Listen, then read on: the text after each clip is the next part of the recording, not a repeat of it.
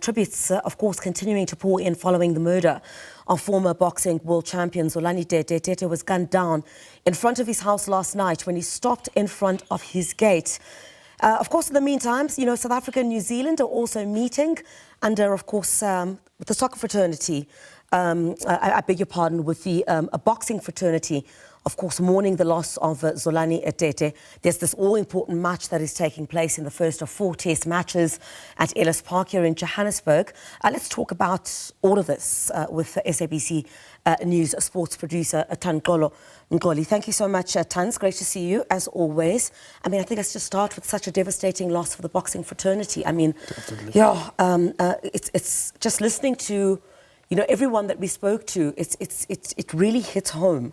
Yeah. It's such a devastating loss. It's a proper horror story because we live in, again, we have our moments with sport where we celebrate great victories and everything, but also live in society and societal issues. So when you hear things like this, they hit home, they really do, especially in the way that it happened in front of his family. Yeah. Again, he was a great asset, not just to the people of Tanzania, but the country as a whole. A man who carried the national flag to all parts of the world, two-weight world champion. He has faced the best, and he has beaten the best whenever he's come against them. But again, when you look at boxing, you look at the legendary fights where people remember the fights you were involved in. If you talk to people that went to watch boxing at Orient Theatre in East London, they'll tell you Zolani is one of those people that could light up the place purely because of the kind of boxing that he brought to the ring, both as an amateur and as a professional.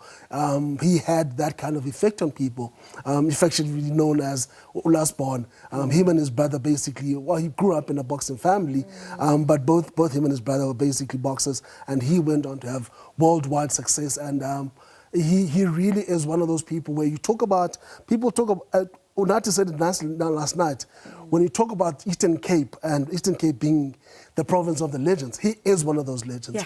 We use that legend term loosely at times, but he is one of those people that can sit with the Viandi Bungus, the welcome leaders of this world, and say, I've been in a ring with Bram Zimgun. He's taught me how to fight.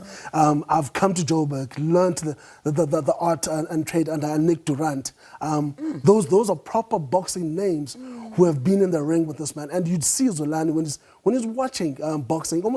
He reminded me of a Floyd Mayweather way, that the attention to detail, you can see it on the face, that these guys like the craft of boxing. So again, I think he is a great loss to the people of Tanzania, to the people of the Eastern Cape and the nation as a whole. He really was an asset. He lived a clean life.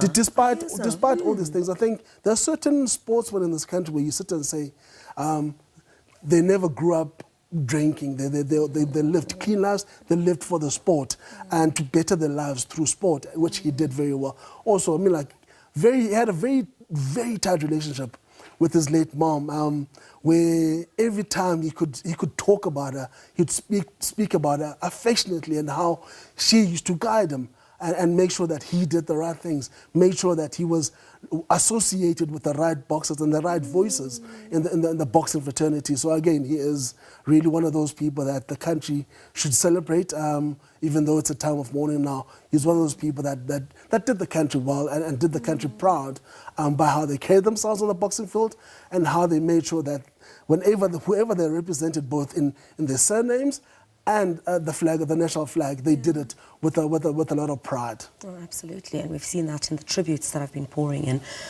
Thando, I mean, while sadly, that has taken place, we're expecting Ellis Park to be a buzz later this afternoon. Are you going? Yes, well, hence the jersey. And I definitely will be there. Yeah, it's going to be electric. It definitely is. Myself, Nicole Kente, will be there the whole day today, doing live crossings. It's one of those, when people talk about great derbies and great rivalries in sport, South Africa and New Zealand, 100-year history of literally great battles. I mean, I was talking to one of the legends, the proper legends of world rugby, Dan Carter, yesterday, is talking about the fact that there's a test where South Africa, I think one of the first ones, we played against each other in the early 1900s, where New Zealand won the first test, South Africa won the second test. In the decider, it was a draw.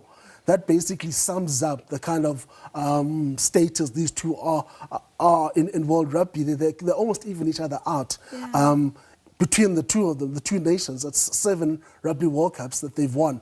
No nation or countries can match that. It's going to be, it's one of those fixtures that almost create legacies. I remember the last time New Zealand toured in South Africa, the All Blacks came to South Africa on the back of the 95 Rugby World Cup loss at the very same Ellis Park. Yeah. But it was a different All Blacks team, had a different coach, but still the same mentality that, listen, we're here to basically provide, put our place back at the top of World Rugby. And they beat us on South African soil. So I think this is also, I mean, like Gary Tachman, the former Springbok captain, talked about the fact that this is a very good time for us to avenge that serious loss. And this team, the back-to-back world champions South Africa, have got all of that within their grasp.